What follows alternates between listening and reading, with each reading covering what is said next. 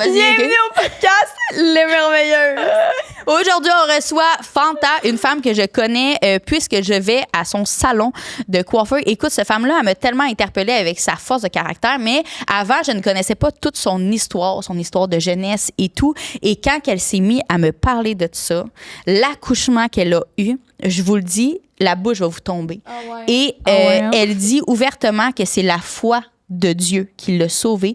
Parce que quand les médecins ils disaient, écoute, tu viens d'accoucher, mais tu vas mourir, là. Donc, tu sais, qu'est-ce qu'on fait avec ton enfant et tout. Elle s'estinait avec les docteurs, puis elle disait, moi, avec tout, qu'est-ce que vous me dites, je n'y crois pas et je vais survivre. C'est fou, pareil. Hey, si vous êtes enceinte, c'est peut-être pas l'épisode à écouter. Ah, regarde. Ben non, on apprend là-dessus. Mais tu sais, tout peut arriver dans la vie, là. Ouais. Mais tu sais, elle, ça l'arrive rarement. En tout cas, c'est une maladie, pas une maladie au cœur, mais il y a quelque chose au cœur qui s'est passé après son accouchement. Les médecins lui ont dit qu'il t'en reste plus pour longtemps. Genre, embrasse ton fils, fais tout ce que tu as à faire et tout. Et elle disait, non, je vais survivre parce que Dieu veut que je survive. Et 3 jours après, il y a un docteur, il dit, je comprends pas qu'est-ce qui s'est passé. Ton cœur, il n'y a plus rien. En tout cas, c'est malade. T'as tout dit, là, dans non. l'intro. Mais non, mais en tout cas, vous allez voir, écoutez son histoire, c'est complètement malade. C'est comme on a la fin du film. Hein, Non, on n'est plus là. Écoutez, pas fait semblant de pas avoir écouté, OK? J'étais trop dedans. Donc, la clinique, le podcast est présenté par la clinique de Dermonaissance, un endroit où ils prônent le naturel, donc sans chirurgie et sans injection. Aujourd'hui, je vais vous parler juste vite de l'endermologie parce que c'est une des choses qu'on m'a aussi beaucoup demandé. C'est l'endermologie, Annabelle. Qu'est-ce que ça fait? Parce que ça m'a vraiment aidé à affiner ma silhouette et à faire drainer mon eau. Ouais. Donc, c'est vraiment un lipomassage qui vient vraiment t'aider à tout, je m'en allais dire, déconnecter tes cellules graisseuses, là, mais dans le fond, c'est quasiment ça. Là. Ça les comme. Les dissoutes? Ouais, ça les dissout. Là, tu comprends ce que je veux dire? Je comprends. Donc, ça a été un soin qui m'a vraiment, vraiment aidé après l'accouchement à Jack et ça l'a tout fait des drainages lymphatiques également. C'est un soin à multiples bienfaits. Oui, c'est ça. C'est un soin à multiples bienfaits. Donc, j'encourage les femmes à faire ça. Et Audrey, également, elle avait fait les vergetures. Oui, sur mon ventre. Puis ça a vraiment atténué mes vergetures. Au début, ils étaient plus comme rose mauve. Puis là, maintenant, ils sont rendus quasiment couleur peau. Je l'ai fait comme directement après l'accouchement. J'ai eu 2 séances. Puis c'est très abordable aussi. Là, fait que, c'est vraiment la clinique qu'il vous faut. Ouais. Vraiment, tout est possible là-bas. Donc, bon épisode!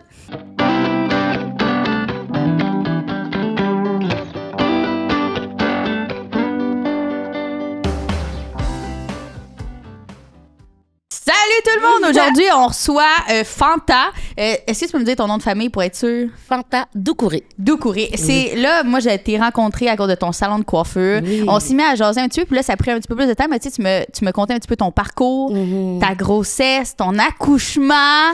Oui. Écoute, puis à chaque fois que tu me parlais, j'avais tout le temps la bouche qui tombait de plus en plus à terre, parce que j'en reviens pas de la femme forte que t'es. Ah, t'es gentille, il y a plein de choses. À chaque fois que je te regarde, il y a plein de choses qui me viennent en tête, mais une en principal, c'est vraiment la force puis le courage. Là. Merci, Annabelle. Je t'admire beaucoup. Fait qu'on va commencer par le commencement. C'est qui Fanta? Fanta, bon, premièrement, je suis malienne, donc je suis arrivée ici au Québec dans un petit village de Upton en 92. Donc, on peut imaginer dans un village de 2000 habitants, une jeune africaine. C'était vraiment très, très, très perturbant. J'ai connu, en fait, ma mère quelques mois avant qu'on vienne, elle est venue me chercher. C'est ma grand-mère qui m'a élevée. Mon père était parti, il voulait un garçon. En tout cas, une longue histoire comme ça. J'étais arrivée à Upton. J'ai évolué à Upton. J'ai grandi là-bas. Donc, excuse-moi, Upton? Upton. C'est où ça? C'est après Saint-Hyacinthe. C'est vers Actonville. C'est entre Saint-Hyacinthe et Drummondville, je dirais. Crime, je connais pas, OK. C'est un petit village, il y avait 2000 habitants, donc j'étais la seule noire avec ma mère. Et je suis arrivée, je parlais pas français, je savais dire aucun mot en français, donc j'ai vraiment tout appris. On m'a mis dans les terrains de jeu, donc j'ai pris aussi des cours de français avec une dame qui s'appelait Eve, qui m'a beaucoup accompagnée. Et puis, donc j'étais la seule noire. Quand je suis arrivée à l'école, il y avait une petite fille qui a tellement eu peur de moi qu'elle est partie en courant. Ah, ça, c'est en 92. 92, c'est la première fois qu'elle voyait une noire en personne. Elle a tellement eu peur. Le lendemain, arrivée à l'école, ma professeure, elle est venue me chercher. On est allé dans le bureau du directeur. Il y avait elle, ses 2 parents, ma prof et le directeur. Ils ont pris ma main comme ça pour qu'elle touche parce qu'elle avait trop peur. Tu sais, aujourd'hui, ça passerait pas, là. Puis Ben même encore non, là, quand tu ouais, réfléchis... c'est Comme si t'étais un animal Exactement. de genre... Et boy, bête ouais. de- Mais là, vu Puis qu'on tu sais, est après, c'est que là-dessus... moi, j'étais seule, là. J'avais pas aucun parent avec moi, ni ma mère, ni le mari qui l'avait fait venir, tu sais, avec qui elle s'était mariée. Ouais. Donc, moi, j'étais seule avec elle, ses deux parents, la prof et le directeur. Je dirais pas son nom, mais je te dis, s'il y a un nom que j'oublierai jamais, c'est celle-là. C'est cette petite fille-là. Elle avait tellement peur. Moi, j'étais tellement enragée. Ah, c'est Je sûr. comprenais pas. Mais Puis là, je parlais aujourd'hui, même pas t'en bien. ris, là. Oui, mais... aujourd'hui, oui, j'en ris, puis je me dis, heureusement que mon fils, il vivra jamais une chose comme ça, tu sais. Hey, Ouais. mais c'est full intense, là. Ah, je te jure, aïe. Mais tu vivais-tu de la rage par rapport à ça? Ah, j'étais vraiment très, très, très enragée. Au primaire, je me battais tout le temps. Ah Je me battais tout le temps. La première été, quand je suis arrivée, on avait été au terrain de jeu. J'avais pris des cours de natation. Fait que je pense que c'était comme ma deuxième ou troisième journée là, que le terrain de jeu était commencé. On est allé à la piscine au camping Wigwam. On était tous dans l'eau. Puis il y a un petit garçon qui crie « Une crotte qui flotte! Une crotte qui flotte! » Là, tout le monde est sorti. Moi aussi, j'ai sorti. Là, tout le monde est parti à rire. C'était moi la crotte. Ah ben, tabarnak. Si, là, tu ris, mais... c'est ça. aïe, aïe. Non, mais t'as vécu d'abord du racisme, là. Ben oui, c'est sûr que Solide, oui, là. c'est sûr que oui. T'sais, aujourd'hui, on a ri là parce que tu sais, on était tous jeunes aussi et tout et tout. Mais Ouais. oui, bien sûr que oui. Mais c'était l'inconnu, là. Ouais. Eux autres, tu sais, c'est comme moi, à mon primaire, c'était comme, c'était moitié-moitié, là. C'est dans ça, le mais à chat. Upton, non, j'étais seule. Ah ouais, puis Mais j'ai ouais. bien repris ma revanche parce que j'étais toujours été première de classe. J'étais présidente That's présidente de troisième année, j'étais quatrième année, sixième année. J'ai gagné le concours d'écriture, Voilà. les dictées PGL. J'étais toujours la plus forte. Puis j'ai gagné un concours de rédaction d'écriture en sixième année dans tout le Québec. Donc c'est comme ça que je me suis bien Bravo. rangée. Est-ce que t'avais déjà un caractère fort, pareil? Certainement. Puis, je pouvais pas est-ce- casser est-ce- toutes des gueules, mais je pouvais être vraiment forte à l'école. Ben non, mais juste pour avoir passé à travers tout ça, il fallait que t'ailles Ouais. une force, là. Ouais, c'était ça quand même. Ouais, une force. Et quand t'es déménagé ici, t'es déménagé avec ta mère, Oui. pas avec ton père. Non, mon père, je l'ai pas connu. Je l'ai connu en 2011. La première fois que je l'ai vu, c'était en 2011. Mais je le connaissais pas. OK. Il voulait un garçon. J'étais Ah, une fille. ok. Et mon père aussi était... En fait, il y avait une autre femme aussi. En tout cas, longue histoire, là, mais chez moi, c'était très... Et son père, à ma mère, l'a obligé à se marier avec un autre homme parce que tu peux pas avoir une fille avec un enfant sans mari. C'est mal vu. OK. Fait que, il l'a mariée, puis elle, au bout de quelques mois, elle s'est juste sauvée, puis elle m'a laissé à ma grand-mère. Elle est revenue plusieurs années après, puis elle a dit, on s'en va au Canada, j'ai rencontré quelqu'un, on s'est mariés, puis il a fait les papiers, on s'en va. Fait que dans le fond, la culture, dans le fond, en Afrique était différente dans le sens que quand le papa, mettons, il voulait avoir un petit gars puis ça l'était pas, lui, c'était Il est comme... parti, ouais. C'était comme ça. Beaucoup, ouais. OK. C'est ça. C'est sûr que l'histoire, tu sais, après, quand j'ai connu mon père, j'ai demandé les explications, c'est sûr et certain. L'histoire diffère, mais je crois à ma mère. Ouais. Je crois vraiment à la famille Ah ouais, de ma mère, il t'a sorti une définitivement. autre raison, Ouais. lui. Mhm. Mais je crois Genre, vraiment à ma mère, je sais que c'est... Ouais, c'est ça. OK. Ouais, c'est ça. C'était Ah, quoi, mettons? Ben, c'était que dans le fond, lui, il voulait marier ma mère, mais que ma mère, elle a une sœur elle a le même caractère que moi, donc très, très, elle est chaude.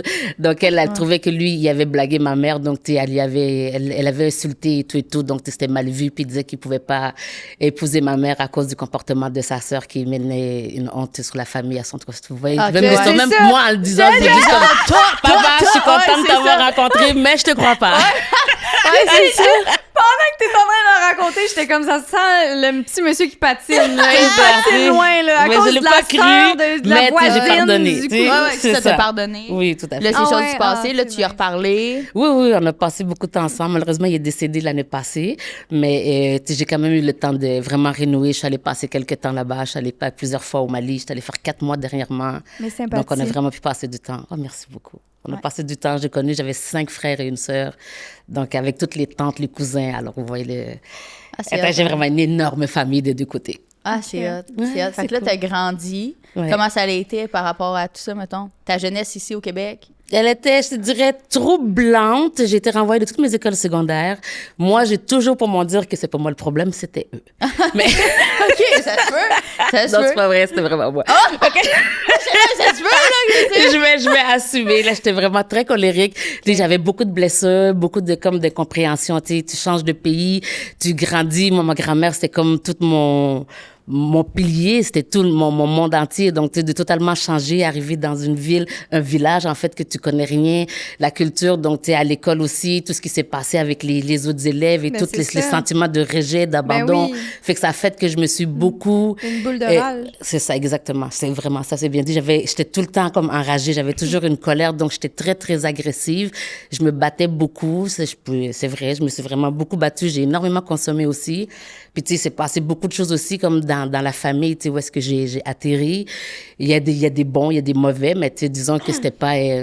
si je pourrais recommencer, honnêtement, je serais jamais venue ici si j'avais su qu'est-ce qui m'attendait à la maison. OK.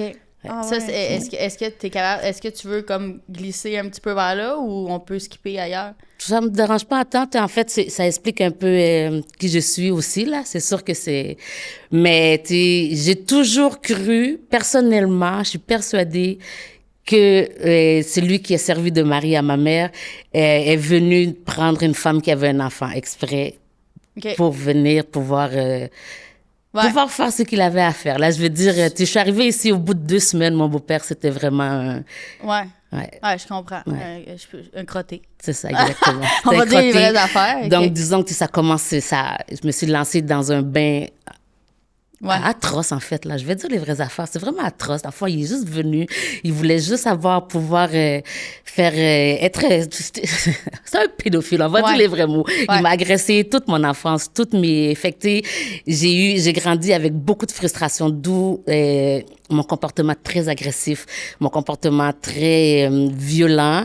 J'ai beaucoup consommé, mais je me suis toujours gardé en tête que, tu sais, puisque je suis dans un pays que je lâche, parce que je suis quand même consciente, là, le Canada, je veux dire, c'est le summum pour toutes les gens qui sont dans des pays sous-développés, parce qu'au Mali, je vais se dire, là, j'étais très, très, dans une famille très, très, très pauvre, là, on était dans un village, je veux dire, c'était pas, il y a pas d'eau, il y a pas de, tu sais, les toilettes, c'est des trous, vous comprenez, c'est pas affecté.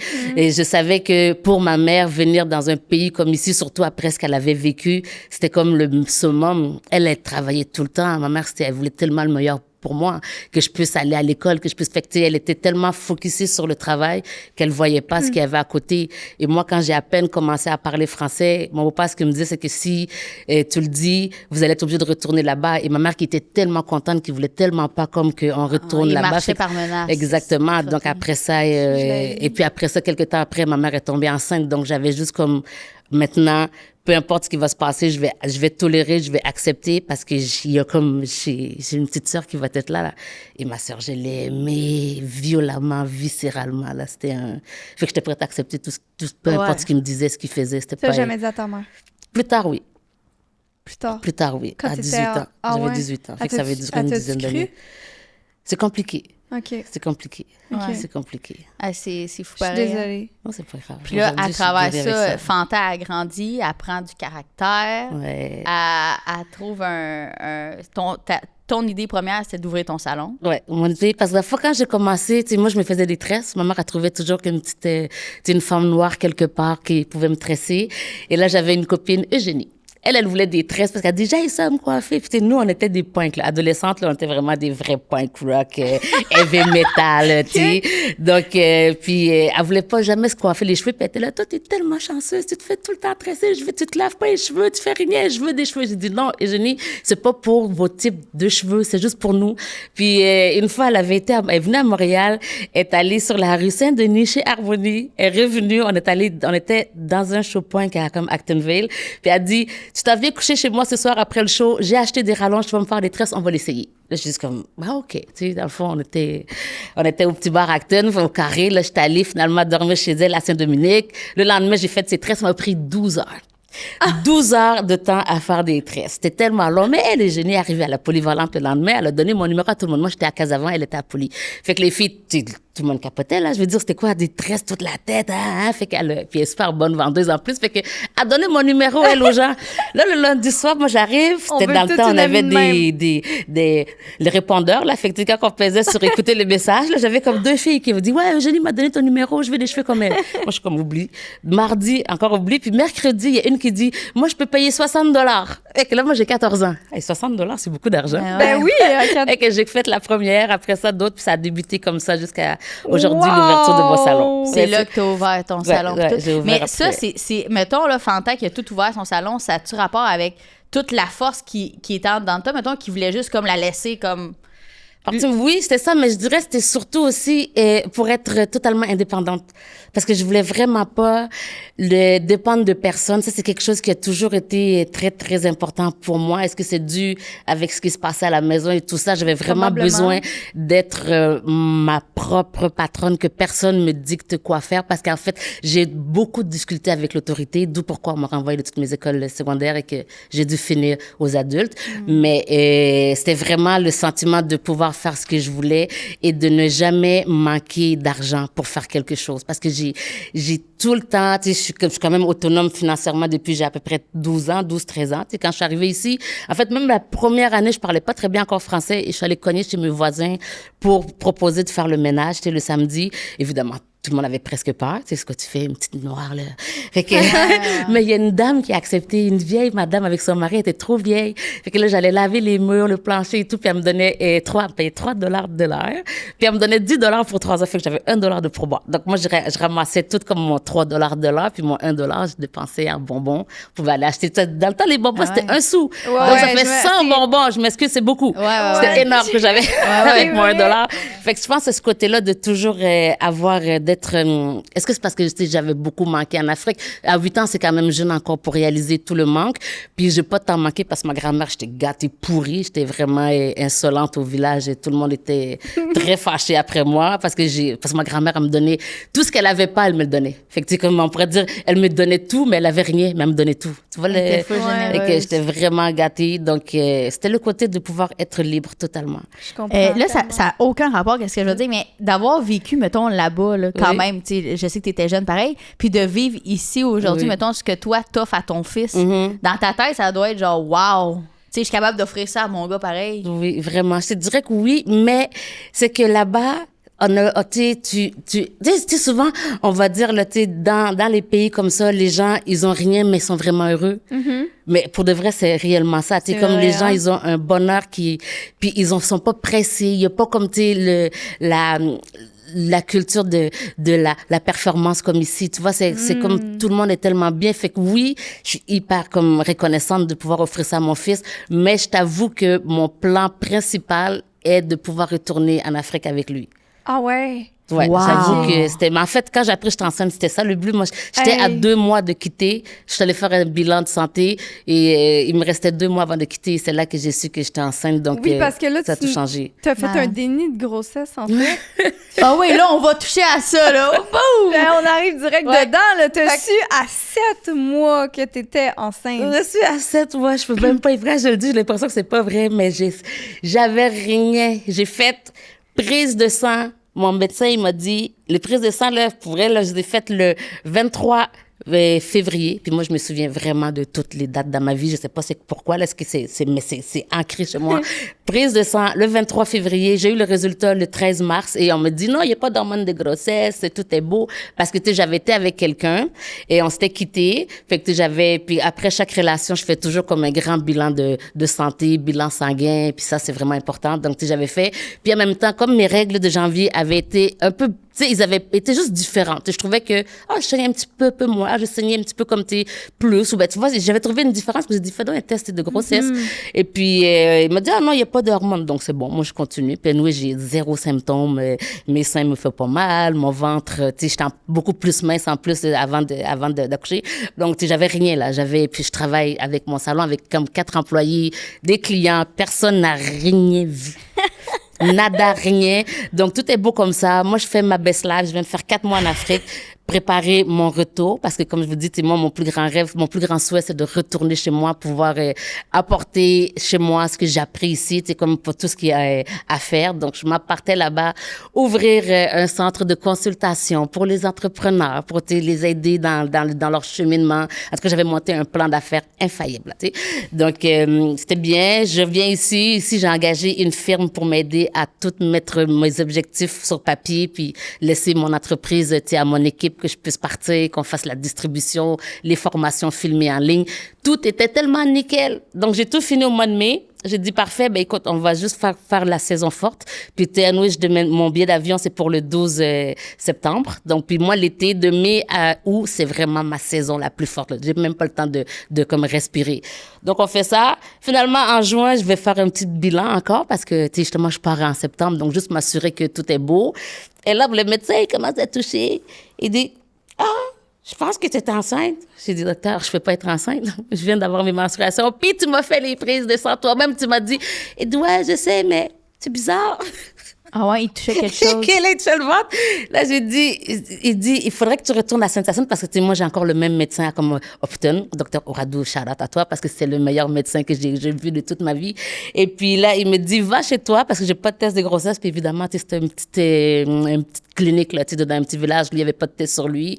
Fait que moi, je pars de là-bas, je prends la route, j'appelle mon ami, puis je pars arrière. Je dis, Astou, il est tellement con, le docteur. Il pense que je suis enceinte, c'est impossible. Puis moi, j'avais vu toute mon équipe le matin même, on avait fait mes cils, j'étais couchée comme ça, puis Astou, elle disait, ton ventre, il est tellement beau, il est tout plat, tu vois, on parlait comme ça. Ouais. Fait que, je prends la route, je l'appelle, justement, on rit. J'appelle ma soeur aussi. Là, ma soeur, le lendemain, elle me rappelle, elle dit, va donc acheter le test. Je dis, ben non, Evelyne. Elle dit, oui, vas-y donc. Fait que finalement, je décide d'y aller. Je me dis, peut-être qu'il est mort dans mon ventre. Dans le fond, peut-être que c'est ça qu'il a senti. Parce que si j'étais enceinte, le bébé, il bougerait. Ouais. Puis en plus, je peux pas être enceinte parce que j'ai pas connu personne d'autre après avoir quitté le gars le 23 décembre. Je l'avais quitté. La dernière fois qu'on s'était connus, c'était le 23 décembre. Là, on est rendu, genre, le 8 juin. Je peux pas. C'est fou. C'est ça, là, tu vois. Donc là, c'est impossible que je puisse être enceinte. Donc, finalement, là, je me dis, peut-être qu'il est mort. Donc là, je vais faire un test. Et au cas où s'il est mort, il faut vite qu'on puisse me l'enlever avant que je puisse avoir une intoxication ou quelque chose. Oui. Là, je fais le test. Et j'ai jamais vu un test positif comme ça, le plus clair de toute ma vie. J'ai tellement pleuré.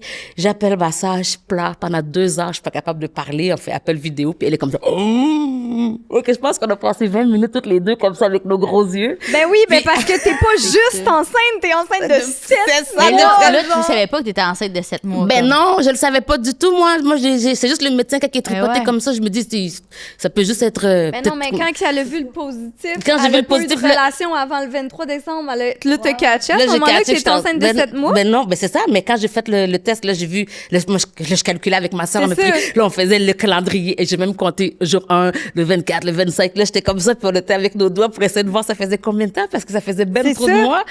J'ai fait 2 heures comme ça au téléphone. Là, tu sais, parce que quand j'arrive chez moi, souvent, je vais comme enlever tout de suite mon habit de travail, puis je vais mettre comme soit un jogging ou des petites shorts. Et que je suis comme ça, j'enlève toutes mes affaires, je passe devant le miroir. Clac, clac, clac. Et là, je fais... Et j'ai le ventre énorme. Mon ventre a poussé. J'ai la ligne du nombril, puis mon nombril ressorti. Mais moi, le matin, j'avais rien. Le matin, j'avais rien de tout ça. Le coup que ton cerveau le comprend. Le fœtus qui se cache dans ton dos, il vient devant, puis lui, il se met à l'aise, il chill. En plus. Il est super bien, il est juste comme « Hello, mommy, I'm here ». Fait que là, je me dis quand même, il est mort. C'est sûr qu'il est mort parce que je l'aurais vu bouger. Je rappelle ma soeur, je pleure encore, je comprends rien. J'ai fait vidéo, j'ai peut-être le ventre, regardez, je comprends pas. Là, je raccroche. Je sais pas ce que j'ai pu faire, je pense, de 7h à 10h le soir. Je suis comme un blanc, là, parce que je pense que j'étais juste assise comme ça, puis là, je regardais mon ventre. Là, j'étais dans le vide. Là, j'avais mon petit chien qui venait, qui comprend pas, mon chat aussi. Mais dans ta tête, étais-tu contente, ou t'étais comme, tu naviguais j'avais pas d'émotion. J'étais juste, je comprenais pas. Parce que moi, je pensais encore qu'il était mort. Honnêtement, parce qu'il n'a pas bougé. Mais c'est que je me suis couchée. Et là, quand je me suis couchée, le bébé a donné un coup à gauche, un coup à droite. Là, j'ai su qu'il était vivant. Je rappelais ma soeur. J'ai dit, la chose à vie, la chose est vivante. La chose? Ma soeur a dit, c'est pas une chose, c'est un bébé. J'ai dit, mais... Puis ma soeur est enceinte, elle aussi. Puis elle nous avait annoncé sa grossesse. Tu sais, le mois de quoi, genre, je pense le mois de mars, à peu près, elle nous avait annoncé sa grossesse. Fait qu'on était comme, ouais, un premier bébé dans la famille. Finalement, moi, j'arrive, boum, je suis enceinte aussi, puis je te devance de 3 mois. Hey, damn! Hey, c'est non, mais moi, c'est le bout où tu dis que là, c'est pas la première fois que j'entends ça dans le déni de grossesse, que du moment où la femme a sait qu'elle est enceinte, le ventre fait... Il pousse, oui, mais le ventre sort d'un coup. Je comprends pas. Vie. Non, mais il faut une explication scientifique pour ça. C'est quoi? Pourquoi? Je sais pas. Mais moi aussi, je l'ai entendu souvent. Oui, mais il n'y a pas d'explication. C'est ça que le bébé est. Tu sais, les médecins, ce qu'ils disent. En plus, c'est que moi, le soir, quand le médecin m'avait dit, appelle-moi, tu sais, quand tu vas faire le test. Fait que moi, pendant 2 jours, je l'appelle pas. Là, finalement, le mercredi, quand je l'ai appelé, puis tu sais, moi, j'assume totalement ma foi. Là. Tu sais, je crois en Dieu, puis mon médecin, j'y plug tout le temps une phrase ou 2 sur Dieu pendant mes rendez-vous, définitivement. Et que là, lui, il me dit tout le temps, Fanta, Dieu n'existe pas de la science. Tu sais, vous voyez, tu sais, l'esprit, là, puis lui, vraiment comme aucune gêne, là. Tu sais, ça fait 32 ans quand même que j'ai le même médecin. Et que là, le soir, quand je l'appelle, j'ai dit, là, il dit, il parle pas. Là, il dit pas un mot. Là, j'ai dit, docteur, est-ce que vous êtes là? Il dit, ben, tu sais, Dieu, là, tu sais, le Dieu que tu parles tout le temps, c'est ça, il a fait un miracle. Il dit, c'est maintenant que tu me parles de Dieu. C'est là que tu y crois, ça le Il m'a appelé 4 fois dans la soirée. On raccrochait, il me rappelait. Il parlait pas, il était juste comme, je sais pas quoi te dire, je sais pas quoi te dire, Fata, ça va aller, fais-toi sans peur. Là, tu peux pas avorter, tu le sais. J'ai dit, ben non, je veux pas non plus, je vais le garder. Il dit, mais oui, c'est ça va bien aller. Oui, c'est ça. Parce que c'est ça, tu peux pas, là. En fait, moi, non, mais moi, c'était hors de question. Mais imagine quelqu'un qui voulait, parce que moi, tu sais, quand je l'ai su, la semaine d'après, je confirmais le container qui venait ramasser mon stock pour l'envoyer au Mali. Moi, je partais en septembre, donc mon container et moi, on arrivait en même temps. J'allais chercher mes choses au port, je ramenais ça parce que j'avais pris un appartement là. Vous voyez, j'étais vraiment installée là. Donc, moi, je suis comme, genre, je dois tout annuler. Dieu merci, j'avais pas confirmé. Et Dieu merci, le billet d'avion devait être acheté dans le même temps que je confirmais le container, donc la semaine d'après. Okay. Donc, j'ai juste laissé tomber, puis j'ai fait, aïe, je suis enceinte. Mais j'ai pas réalisé que j'étais enceinte. Même quand j'ai perdu les os, moi, je suis allée dans la toilette, je me suis comme... À combien de semaines? J'étais à 39 semaines. Quand j'ai perdu les os, je suis retournée me coucher parce que je comprenais pas. Je me dis comme, je fais pipi parce que mon cerveau captait pas que j'étais enceinte. Je comprenais pas, là. Ouais. Et que là, le matin, ma sœur m'appelle, elle me dit, puis comment tu sais, parce que c'est bientôt. Et là, j'ai dit, ouais, ben là, j'ai perdu beaucoup d'eau. Tu sais, en tout cas, j'ai fait des gros pipis cette nuit. Fait que, elle dit, ben, t'as perdu tes os. J'ai dit, ben non. Elle dit, là, habille-toi, je m'en viens, on s'en va. J'ai dit, non, Evelyne, je peux pas. J'ai fait pipi toute la nuit. Je sais pas comment ça. Et j'ai dit, je peux pas aller à l'hôpital, j'ai des clients à son salon à 10 heures. Elle dit, t'es tellement conne, j'arrive, prépare-toi. OK. Elle est venue me chercher, elle s'est stationnée tout son déni. Oui, vraiment. Vraiment. Non, ça n'arrivera pas. Ça n'arrivera pas du tout. Arrivé à l'hôpital, là, la femme a dit, on va faire un petit test et voir si c'est vraiment, si aujourd'hui tu vas accoucher ou non. Fait que là, j'ai dit, ben, ça serait bien parce que j'ai vraiment beaucoup de rendez-vous, puis tu sais, j'ai pris beaucoup de clients. Ça serait bien que je puisse y aller. La femme a dit, ben, d'après moi, c'est pas aujourd'hui, tu vas y aller, ma belle, tu vas accoucher aujourd'hui. J'ai dit, ben non, je suis pas prête. Et le médecin avait dit le 12 septembre. Elle dit, ben non, c'est aujourd'hui, t'es prête, t'es toute dilatée. Et là, j'ai paniqué, je dis, je suis pas prête. Mais là, c'est là que l'histoire arrive, là. C'est une méchante affaire. Ouais. Une méchante accouchement. Ouais. J'ai accouché d'un magnifique bébé. Je comprenais juste pas à quel point il était beau. Et on m'a provoqué. Mais dans le fond, on n'a pas eu besoin de me provoquer. J'avais perdu les os, mais comme ça faisait longtemps, j'avais pas eu de contraction. Ouais. Ils m'ont quand même donné un produit, là, qui totalement défoncé. Exactement. Donc, ça. Et puis, j'accouche. Tout est beau. J'ai un bébé parfait à 11h03. Toute seule? À 11h03. Oui. On n'oublie pas ça. Oui, non, t'oublies pas du tout. Non, mais j'avais ma mère et une de mes grandes copines qui étaient là. Donc, on accouche. Là, je vois la petite infirmière, la dame, en fait, c'est pas du tout l'infirmière, c'est la médecin qui m'a accouchée. Là, je la vois un peu en panique, puis elle essaie de rentrer ses doigts, puis elle pèse sur mon ventre, puis j'ai dit comme, ouh. Là, elle panique un peu, j'ai dit, qu'est-ce qu'il y a? Elle dit, là, ton placenta, il sort pas. Là, j'ai dit, OK, ben, sors-le. Elle dit, ben, je suis pas capable. Et que là, elle rentre un peu sa main, elle dit, là, il faudrait que tu te décontractes. J'ai dit, ben, je peux pas me décontracter, là, j'ai mal partout, je vais t'accoucher. Elle dit, Fata, si tu te décontractes pas, si tu n'arrives pas à extraire ton placenta, elle s'en va aller en opération, comme en chirurgie. Et que là, j'ai dit, OK, elle dit, je dois vraiment rentrer ma main pour aller comme... fait que pendant 45 minutes environ, elle rentrait sa main comme ça ici, puis elle grattait. J'ai dit, quand j'en parle, je sens encore ses doigts ici grattés. Je le sens. Et là tu vois l'infirmière qui est là, qui lui essuie le front, elle qui donne des coups comme ça ici, puis je vois son visage tout... Elle est allée loin, là, fait qu'elle m'a tout gratté ça. Puis quand on a fini, elle a reculé, elle est tombée quasiment comme juste molle. Puis là, elle dit, en 10 ans de carrière, c'est la première fois que ça m'arrive. Là, je suis juste comme, en tout cas, au moins, l'important, c'est que je me fais pas opérer, je veux mon bébé. Et qu'on s'en va, la fois fait une journée, 2 jours, puis il faut le laisser dans l'incubateur, mais tu peux pas, là. Fait que là, elle est partie, puis t'as pas eu de sortie de placenta, dans le fond. Non, mais oui, elle a tout gratté. OK, Elle a tout gratté. Elle a tellement travaillé Oui, fort. puis c'est ça. Et la docteure était épuisée, puis elle a dit que c'était sa première fois qu'elle voyait ça de toute sa vie. Et qu'on s'en va là-bas, l'enfant fait une jeunesse, il faut le laisser dans l'incubateur. Moi, je suis pas capable, j'ai l'amour de ma vie maintenant, le fait que je le prends tout le temps. Finalement, ça dure 2 jours de plus. On fait 5 jours à l'hôpital. Entre-temps, je me sens pas super bien, mais tu sais, j'étais quand même OK. Ils m'ont envoyé à l'urgence, on m'a dit, on va regarder un peu ton temps, mais il faudrait que tu dormes toute la nuit ici. Donc là, tu vois pas le bébé qui est dedans un incubateur. Moi, je peux pas, là, vivre ça. Fait que finalement, j'ai dit non, je retourne voir l'enfant. Et que je suis retournée voir mon bébé. Le lendemain, on est sorti, tout est beau. Moi, je fais 2 jours avec mon enfant à la maison. Je suis sur un nuage, je comprends rien. Comment que c'est beau. Aimer comme ça fait mal, hein, quand on aime un enfant. Ah ouais. C'est un amour qui fait mal. ouais. Et là, le mercredi matin, parce qu'on est revenu le lundi, le mercredi, quand je me couche, là, je fais... Je suis pas capable de rester couchée. Genre, j'arrive pas à respirer, là. Mon bébé est là. Tu sais, ma mère, elle avait dormi à la maison, mais là, elle était partie. J'étais seule avec l'enfant. Et je suis pas capable d'être couchée. Fait que, tu sais, je m'assois totalement à terre. La bébé, je le mets dedans son Moïse. Moi, je suis assise. Parce que couchée, je suis pas capable. Ni sur le côté, ni sur le dos. Aucune façon, je peux être couchée. J'entendais, tu sais, comme un silement. C'est comme s'il y avait, là, maintenant que j'ai su, c'était quoi? Ce que j'entendais, c'était comme si l'eau, en fait, que j'entendais dans l'eau sur les poumons. Exactement. Okay. Mais, fait que moi, je me lève, là, le mercredi soir. Le jeudi, j'appelle ma mère, je me sens pas bien, je pense qu'il faudrait que j'aille à l'hôpital. Elle dit, OK, c'est bon. Mais tu sais, moi, je panique pas trop. J'appelle une copine infirmière, j'y envoie ma respiration. Elle me dit, Fanta, va à l'hôpital. Je suis comme, ben non, mais ça va aller. Fait que le matin de 8h jusqu'à finalement 5h, j'appelle ma copine et puis ma sœur, tu sais, mes 2 grandes copines. Fait que les autres, ils viennent à la maison. Je dis, je vais aller à l'urgence juste pour regarder un peu, je reviens. Puis tu sais, j'étais enflée de partout, mes pieds, mes mains, tout était vraiment comme beaucoup enflé.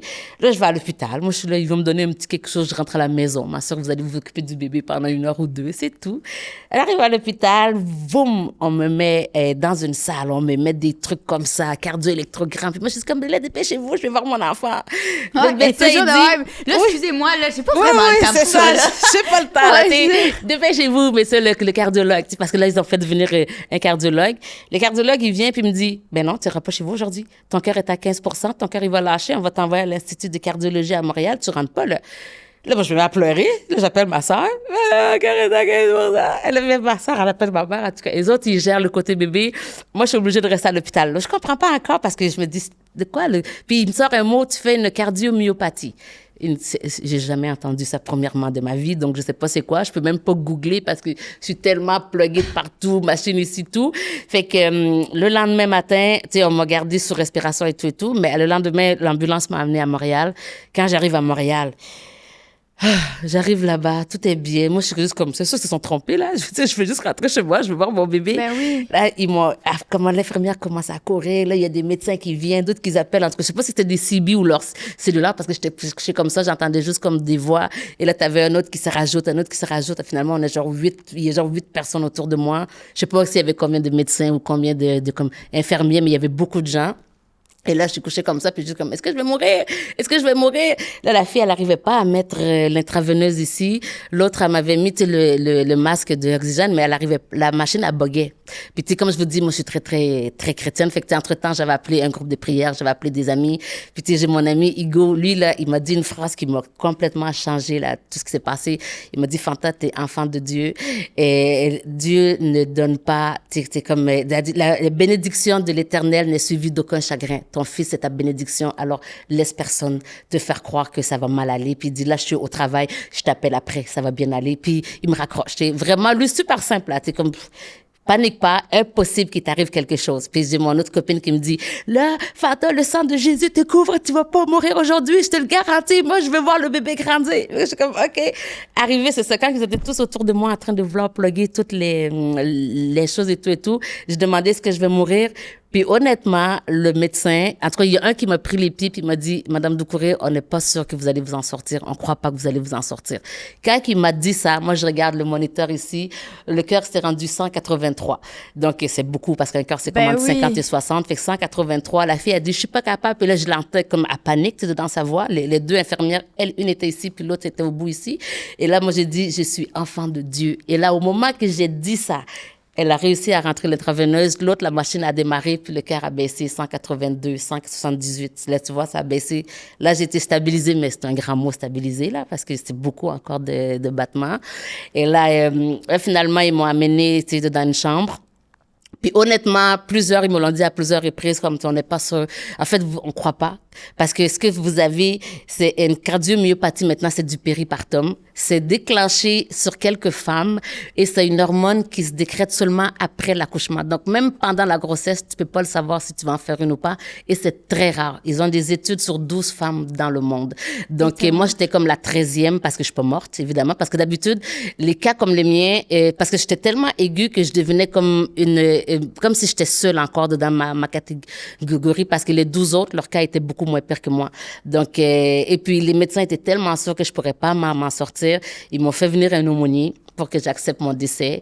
Donc, l'aumônier qui vient commence à me parler de la Bible, de Dieu. Puis moi, je suis juste comme, on va en parler. J'ai fait des cours de théologie à I'm a Jesus Freak. Si tu veux, on va en parler.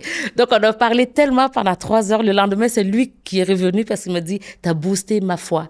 Les infirmières, il y en avait une qui devait prendre congé. Elle a décidé finalement, parce qu'on m'avait dit le soir, moi, je pars en congé.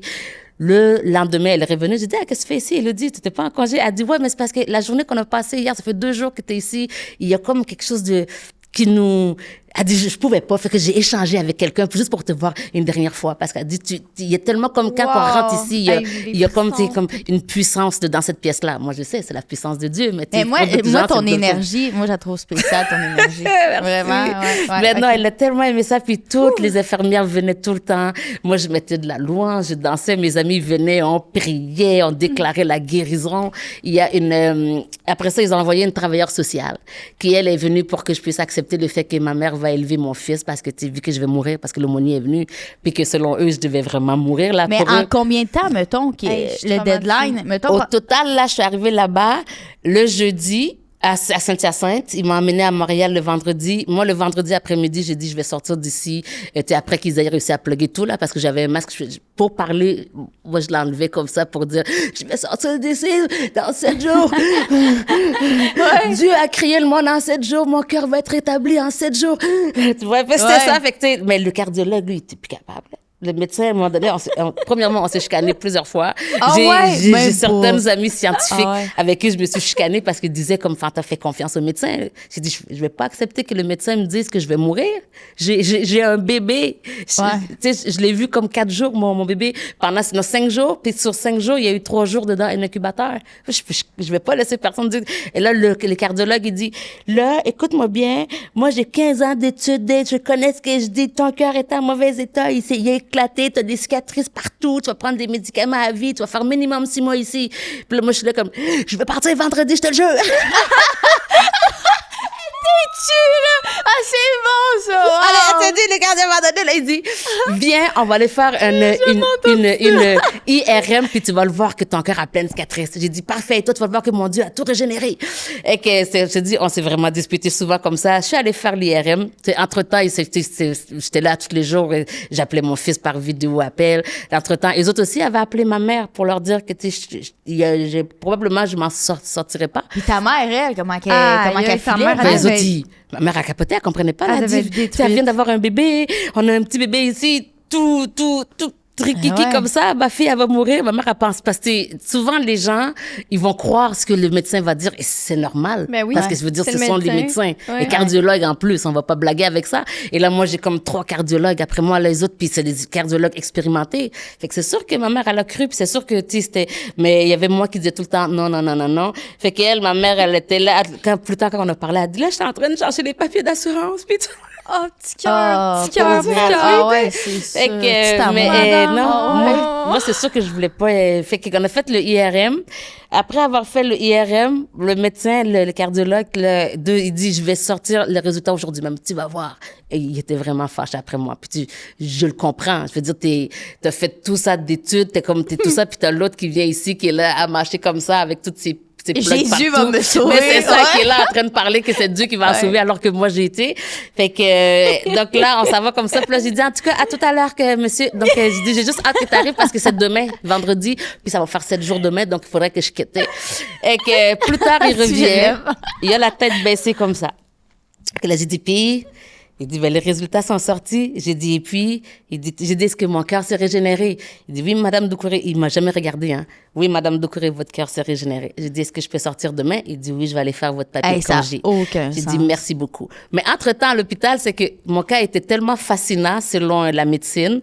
On m'a fait des tests génétiques parce qu'après 4 jours, quand ils ont vu que je meurs pas, donc on va en profiter au cas où que c'est quand même la première fois qu'un cas comme survit aussi longtemps avec une pathologie aussi rare. Okay. Donc, on m'a fait des tests génétiques de partout, toutes les si, on a appelé ma famille en Afrique, essayer de trouver si c'était génétique. En tout cas, c'était vraiment intense. Tellement que même les étudiants, 2 étudiants en cardiologie sont venus parce que la dame, leur prof, est venue me voir, qui est aussi une cardiologue, puis elle me dit, est-ce que ça te dérangerait si 2 de mes étudiants viendraient parce que c'est quand même rare, hein, quelqu'un avec toi, quelqu'un avec cette pathologie-là de vivant? De vivant. OK, parce que les 12 autres sont-tu mortes? Non, non, il y a 12 autres qui sont vivants, mais qu'ils ont fait sur qui ils ont fait les études. Ouais. Mais leur cas est beaucoup moins grave que le mien. Fait au monde, t'es le pire cas. Eh ben, en tout cas, selon ce qu'on m'a dit. Ah, selon ce qu'on m'a dit, parce que fait que t'es une légende vivante, là. Mais moi, attends, quand on a fait les examens génétique, après ça, là, on m'a rappelé, puis là, on m'a dit que j'ai 3 gènes qui ont muté. Puis là, j'ai fait comme, aïe, je suis un X-Men. T'as 3 gènes qui ont muté? Je suis une X-Men. Moi, je suis comme, là, et que là, j'ai dit à mon cardiologue, j'ai dit, tu sais, on comprend pas trop ce qui s'est passé. J'ai dit, ah, mais moi, je le sais. Il me regarde et dit, tu te prends pour qui? Je dis, de quoi tu le sais? Ouais, j'ai dit, mais Dieu avait pas le choix de muter 3 gènes pour que je puisse survivre. Parce que vous disiez que j'allais mourir. Lui, il fallait qu'il fasse le miracle qu'il m'a promis. Ouais, mais... Le cardiologue, il fait, donc, Madame Doucouré, comme je disais. Lui, il croit pas à ça. Non, c'est ça. Mais je suis sûre que le temps qu'ils ont passé avec moi a dû changer quelque chose quelque part dans quelqu'un. C'est sûr que oui. C'est un miracle. Mais toi, tu penses que c'est vraiment la foi? Ah, moi, je suis persuadée que oui. C'est fou, je suis persuadée que oui. Parce que quand j'étais sur le lit et qu'ils n'arrivaient pas à mettre les choses, puis je voyais mon cœur monter. 183, là, c'est énorme, là. Donc, au moment, puis, tu sais, moi-même, quand j'étais en panique, mon état, je sentais que, tu sais, mon état, j'avais de la misère à respirer, j'avais tout ça. Mais au moment que j'ai mis j'ai mis ma foi en marche et que j'avais ma conviction que je ne mourrais pas, alors là, oui. Et tout le temps que j'étais là-bas, je n'ai jamais accepté, ne serait-ce qu'un petit doute. J'ai pas eu un seul doute. Pour moi, j'étais là, c'est là que j'allais. C'est sûr que oui, parce qu'en plus, c'est qu'on dit que 80% de la guérison, c'est mental, premièrement. Donc, l'autre 20%, c'est tout ce qui est un peu médecine, j'imagine. Mais moi, je sais que si j'avais pas enclenché cette fois-là, aujourd'hui, je serais pas là. J'en suis persuadée. Les cardiologues sont persuadés. Mon médecin qui était de famille, lui, chaque fois que je vais le voir, il est juste fasciné parce qu'il comprend pas. Il dit qu'il avait jamais vu cette pathologie-là, il connaissait pas. Donc, à cause de moi, il a dû étudier beaucoup. Comme maintenant, il a fait énormément de recherches. Beaucoup, le cardiologue à Saint-Hyacinthe, lui, il en a vu 3 cas en 30 ans. Puis parmi les 3, 2 cas plus moi, j'étais comme, il y avait les 2 puis il y avait moi. C'était 2 opposés parce que c'était un autre niveau. Parce que les autres, comme il a pu les traiter un peu à Saint-Hyacinthe avant de paniquer. Ouais. Et puis, les infirmières, quand ils m'ont vu là-bas à Saint-Hyacinthe, je suis retournée, mon fils a été tombé malade.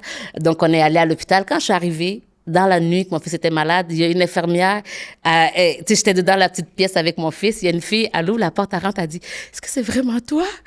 Je dis oui. Elle dit, là, elle court dans les bras, elle dit, je peux tout te serrer, puis elle m'avait déjà serré avant de poser la question, mais bien sûr que tu peux. Puis elle dit, pour vrai, on était sûr que tu étais morte. Elle n'avait jamais vu que ça. Elle dit, moi, j'étais là la nuit que tu es venue, puis on connaît l'histoire de ton délai de grossesse, puis là, tu as eu ton bébé. On était tous sûrs que tu étais décédée, puis que là, tu n'avais pas eu... Elle dit, puis on parlait souvent de toi, on n'avait pas aucune nouvelle, mais tout le monde pensait que j'étais décédée là-bas. J'ai dit, non, je suis là. Et elle a paniqué, puis elle a dit, je peux-tu t'ajouter sur Facebook? C'est fou, là. Wow! Non, mais quelle histoire incroyable! Genre, c'est fou! C'est le plus beau bébé du monde. Est-ce que tu penses que la foi, on peut la travailler pour l'avoir ou tu penses que c'est inné? Je pense que ça se travaille. C'est comme toute chose, ça se travaille. C'est dans le fond, tout ce qui est... Vous savez, là, tout ce que... Même la foi, c'est comme la confiance en soi, ça se travaille. Ouais. C'est comme aller comme au gym, si tu veux comme sculpter ton corps, tu veux te mettre plus en forme, ça se travaille. Totalement. Donc, la foi, ça se travaille aussi, ça se cultive. Il faut s'entourer de personnes qui ont comme une vision commune à la tienne. Il faut s'entourer de gens positifs, des personnes qui vont t'élever et non te faire comme abaisser. Tu sais. Donc, oui, ça se travaille. C'est comme la médecine. Tu sais, tu peux devenir dire, je vais être médecin, mais pour devenir un médecin, il faut que tu étudies. Pour devenir cardiologue, il faut que tu fasses une spécialisation. Donc, ta foi, ça se travaille. Et je pense que toute personne peut avoir une foi énorme, tu sais. Donc, la Bible dit que ça prend juste la foi la grosseur d'une graine de sénévé qui est minuscule, là, tu sais, qu'avec une foi aussi petite que ça, tu peux déplacer des montagnes. Ce qui veut dire que c'est puissant, la foi. Toi, tu l'as semé sur les gens. Je crois que oui. C'est sûr que c'est oui. Sûr là, que oui. Je crois que oui. Je crois que hey, oui, parce que c'est... À la limite, ça attire sur la folie, mais une belle folie. Là. Oui, tout à fait. La fille qui ouvre son masque, puis non, tu sais, je suis enfant de Dieu. Oui. Tu sais, il faut quand même pas être folle, mais tu comprends, je veux dire. Folle. Non, c'est la folie. La foi, c'est la folie. C'est comme, la foi, c'est la folie. Tu sais, elle est prête à. Non, elle est prête à confronter le spécialiste, Steve. Oui, et je l'ai confronté totalement. C'est fou, là. Je suis sûre que c'est ça qui t'a sauvé. Ah, mais moi, j'en suis persuadée aussi. Malade. Mais le fait qu'elle n'a pas douté une seconde qu'elle allait en sortir, elle a comme tout envoyé ces zones-là, genre, dans son corps, genre, comme, je doute pas. Puis, tu sais, ça a le fait que tu t'es calmé aussi quand ton cœur a accéléré. Ça fait, non, c'est correct, ça... Genre... Tu sais, on a déjà entendu des histoires de cancer de même, genre, phase 4, terminale, genre, il n'y a plus rien à faire, puis tout d'un coup...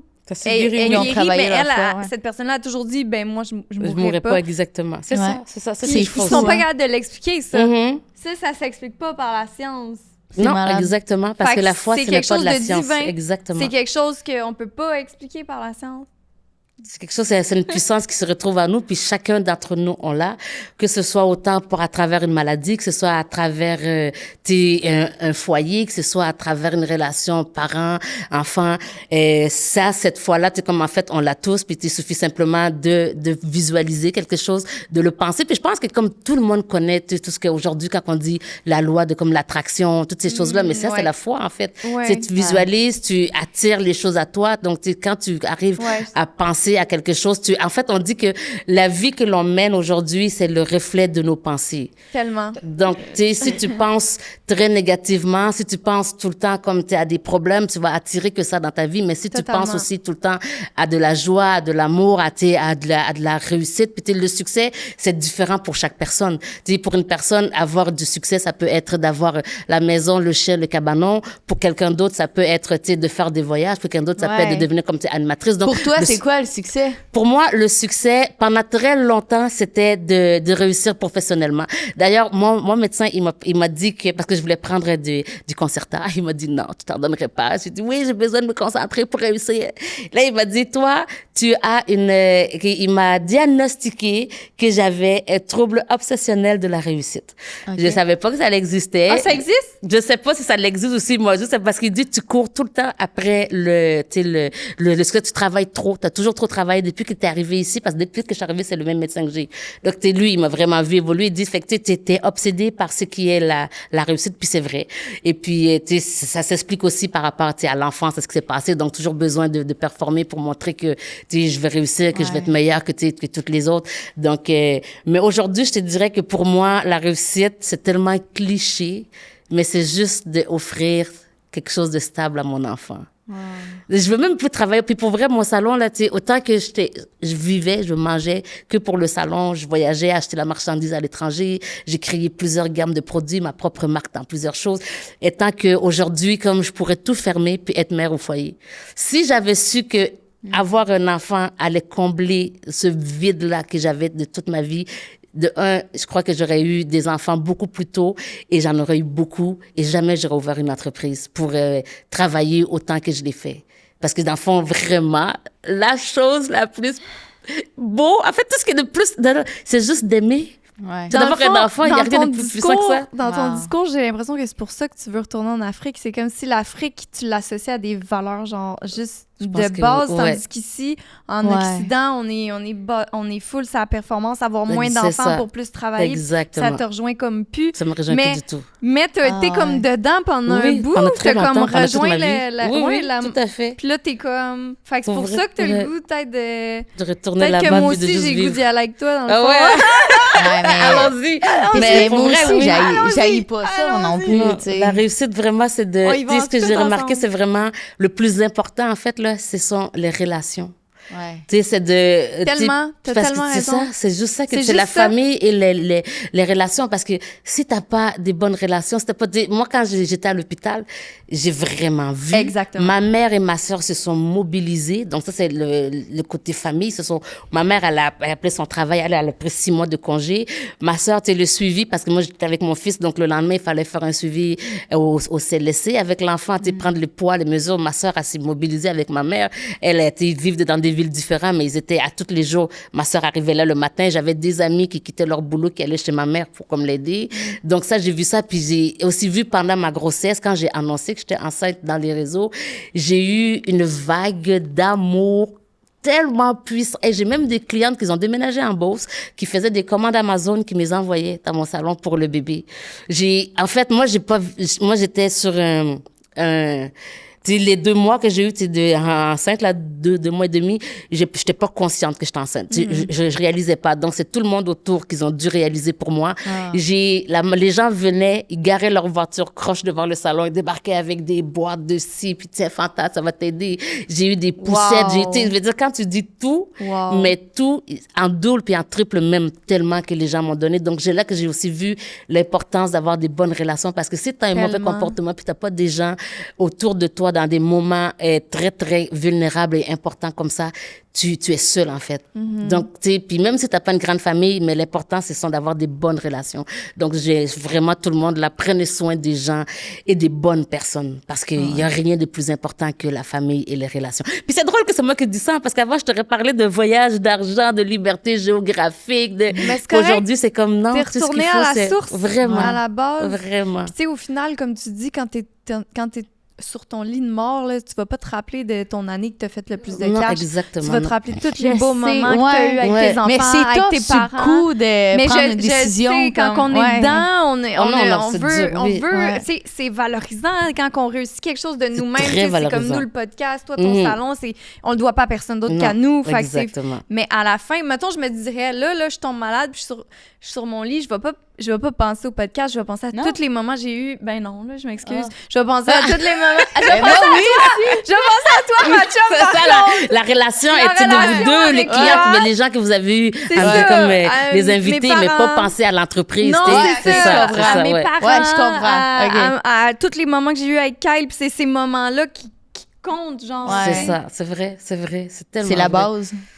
C'est Revenir vraiment à la base. C'est vraiment ça la base. Fait Il y a qu'on s'en va rien tout d'autre. en Afrique. Puis moi, j'ai une question. On s'en va en Afrique où on essaie de transformer notre monde ici, notre entourage, pour leur fuck faire off, on va en comprendre Afrique. que, tu sais, en fait, c'est juste ça. J'essaie de. T'as raison. Ouais. Mais en tout cas, c'est dur de faire comprendre ça. Là. Mais je te C'est verrais dur. travailler ou chanter dans une église, je sais pas. Mais il me semble que j'irais te Tu voir l'as-tu dans déjà une fait? église. Chanter, mais moi, je trouve que je chante bien. Mais je pense que les gens, ils ont des problèmes d'audition quand ils m'entendent chanter. Ah, c'est tout ce eux que autres j'ai à le dire. problème. Ben oui, On a je pas de chante. Le monde, ils l'ont pas, là. C'est ça, ils m'entendent pas. Moi, dès que je chante, tout le monde est comme ça. Moi, je suis comme, ben non, c'est tellement beau. Beyoncé à côté, c'est rien. Je préfère un duo avec Whitney Houston. tu sais. c'est clair. Ben non, je chante pas bien, mais j'étais très, très, très impliquée à l'église. Ben, c'est ça, je te vois comme ouais. dans la relation d'aide, Ouais, genre. ouais. Je te J'ai vois fait plusieurs aider. mais j'aime aider les gens. C'est vraiment Ouais. la base même première de ce que j'ai. Tu sais, j'ai créé différents projets justement d'aide avec, quand j'étais plus jeune, c'était le GEM, Jeunes en action pour impacter le monde. Donc, tu sais, là, on accompagnait des jeunes dans leur développement, Ok. dans, tu sais, ceux qui avaient des problèmes à la maison pour les aider à Filles de réussir cœur. à l'école, faire toutes ces choses-là. Puis après ça, après la pandémie, j'ai transformé le GEM en Elle au pluriel, qui est là d'aider la femme, tu sais, plus vieille à s'accomplir, à réaliser, puis tu sais, à ne pas sacrifier son potentiel pour de la sécurité. Donc là, on fait plusieurs activités. Bon, depuis que j'ai accouché, je fais moins parce que tu sais, je suis comme, j'aime tellement juste mon fils que, quand je me dis, je pourrais faire un événement, puis là, je pense à tout ce qu'il y a à faire comme travaux. Puis là, tout le temps que je vais manquer avec mon enfant, je me dis, un peu plus tard. Je remets toujours, mais Mais là, ça va je être viens de commencer. Mais ça va être parfait parce que tu vas avoir ce temps-là à un moment donné. C'est Il ça. va aller à l'école et tout, puis tu sais, il va falloir que tu C'est trouves comme- des oui, affaires pour oui, pas oui, l'attendre comme ça dans la fenêtre qui rentre, là. Elle va l'attendre dans le fenêtre pareil.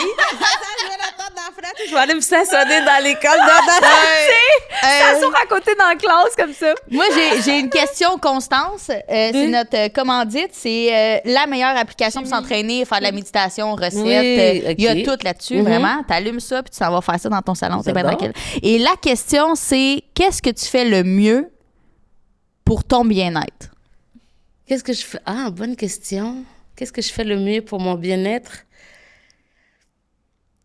Je pourrais dire, il y a tellement de choses qu'on peut dire. Mais je dirais que j'apprends, je lis, mais j'écoute parce que je peux plus lire comme avant. Je dirais là, c'est quand j'écoute des livres audio de développement personnel ou des prédications. En fait, je travaille sur mon intérieur.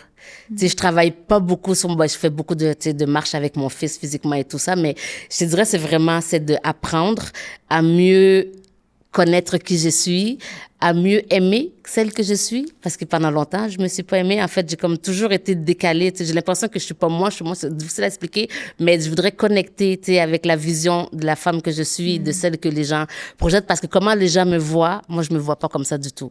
Fait que j'aimerais ça trouver comme, tu sais, me trouver aussi extraordinaire qu'on dit que je suis. Tu l'es. C'est ça que Tu l'es en plus. Je te regarde avec des étoiles dans les yeux depuis le début du podcast, je suis de même. Ouais. Fait que c'est incroyable. Moi, je vrai, me vois t'es full tellement une belle- pas comme ça. Fait que maintenant, non, mon tu but, là, c'est ça que je rayonnes. fais. T'es fine. C'est parce Rayonne. qu'une énergie comme que tu as, là, c'est rare, là.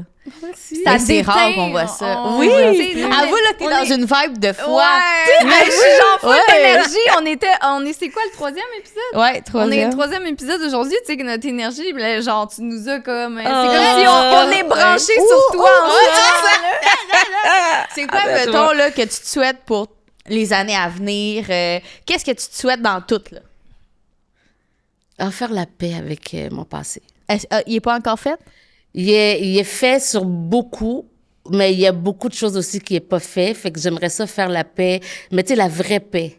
Parce que tu sais, il y a différents degrés de paix, je crois. Tu sais, donc moi, à la pandémie, j'ai commencé à avoir une thérapeute parce que j'avais jamais travaillé sur le passé, j'avais jamais quand même verbalisé réellement ce qui s'était réellement passé, puis tu sais, en prendre conscience, c'est qui fait que donc la pandémie, un peu avant en fait, là, j'avais vu une thérapeute, Marie-Hélène, la femme extraordinaire. 1 heure avec elle, je suis repartie, j'avais l'impression que quand tu dis tous les poids s'enlèvent, là, c'est réellement ça. Je pourrais décrire ma vie avant et après. OK. Donc, tu sais, c'est sûr que je l'ai pas vu longtemps, peut-être pendant 3 ou 4 mois, mais c'était tellement énorme que c'était suffisant. Tu sais. Donc, mais ce que je me souhaite vraiment, c'est de faire la paix et de prendre conscience de qui je suis, être consciemment consciente. C'est ça que je voudrais me souhaiter. Puis de profiter, comme on dit, profiter du moment présent. C'est tellement cliché, mais c'est tellement C'est vrai. dur à faire, ouais. Ouais, C'est vraiment ça l'essence, c'est d'être comme de pas être conscient. dans le futur, pas dans le passé. Exactement. Ouais. Tu sais, puis d'arrêter de planifier, tu sais, de vivre. Parce que moi, j'ai toujours vécu dans le futur ou dans le passé. Mais jamais réellement dans le moment présent. Fait que, tu sais, dans le fond, je ratais tout, là. Je ratais le moment je présent parce comprends que je suis toujours tellement. en train de planifier des choses comme ça, puis c'est pas le fun. C'est Ouais. épuisant, c'est épuisant. Ouais. Donc, je voudrais être conscient du moment présent, être conscient de qui je suis, J'adore. être conscient de l'âme qui est en moi, tu sais, de mon esprit, être consciente. Et puis, puis je sais que quand je prendrai totalement conscience, je vais pouvoir soulever des montagnes encore plus grandes. Mais évidemment, tu sais, c'est mon fils, là. Ce que je me souhaite le plus, c'est d'avoir une relation fusionnelle saine avec lui. Ah, je Fusionnelle m'inquiète même et pas. saine. Est-ce qu'on Je m'inquiète souhaite pas. un deuxième enfant pour Fanta? Peut-être même S'il 3, vous plaît, souhaitez-moi en 3, 4. Ah ouais, Mais le problème, c'est qu'après, les médecins disent que je peux plus en avoir parce qu'ils ont trop peur à cause de la Ah oui, c'est cardiomyopathie. vrai.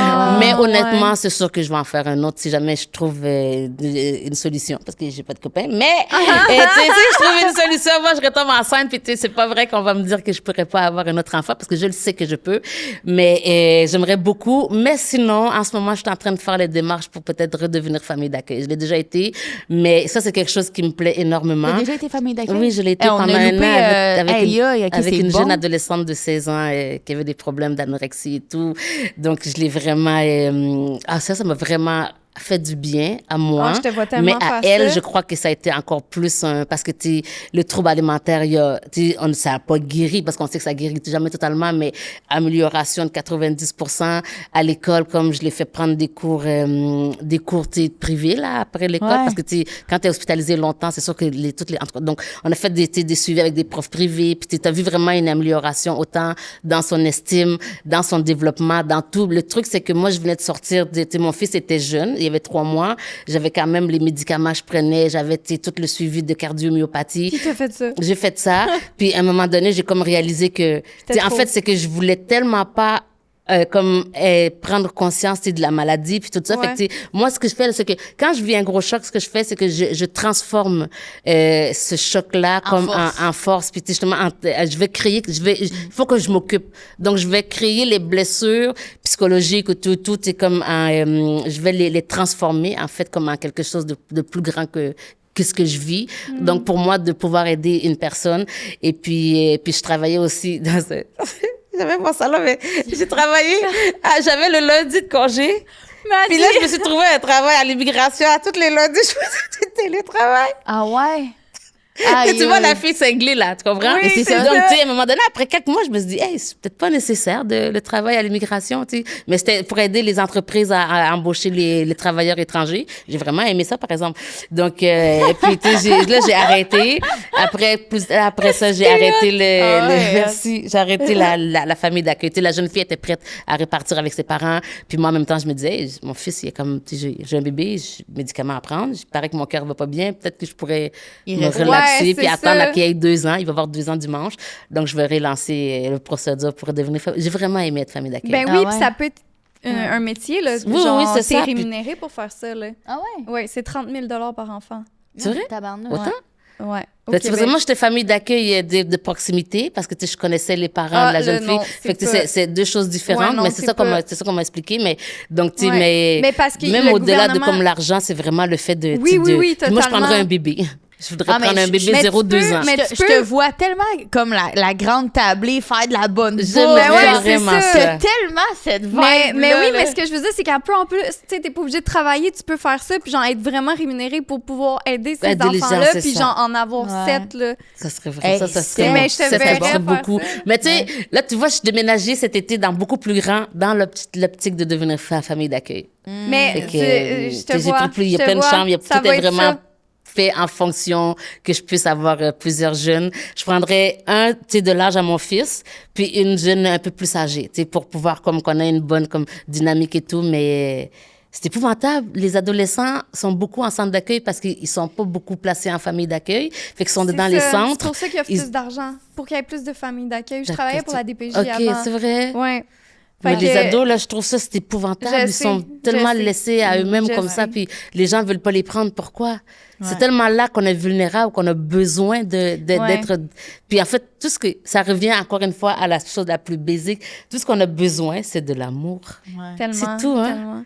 Ah, t'es C'est tellement juste une belle d'amour. personne. Merveilleuse. Hey, Ah, merci merci. d'avoir été ce vent de fraîcheur dans nos Ah, vies aujourd'hui. merci, les merci. filles. Vous Ouais. êtes- Hey, Vraiment. sérieux, là. C'est de Hey, la on, bombe. a accueilli un miracle sur le Ah plateau, ouais. man. C'est malade. Ah ouais, solide. Bon, ben, on dit Dieu. bye, la gang. À la prochaine. Merci, à bientôt. Bye. Hey, Fanta, t'es tellement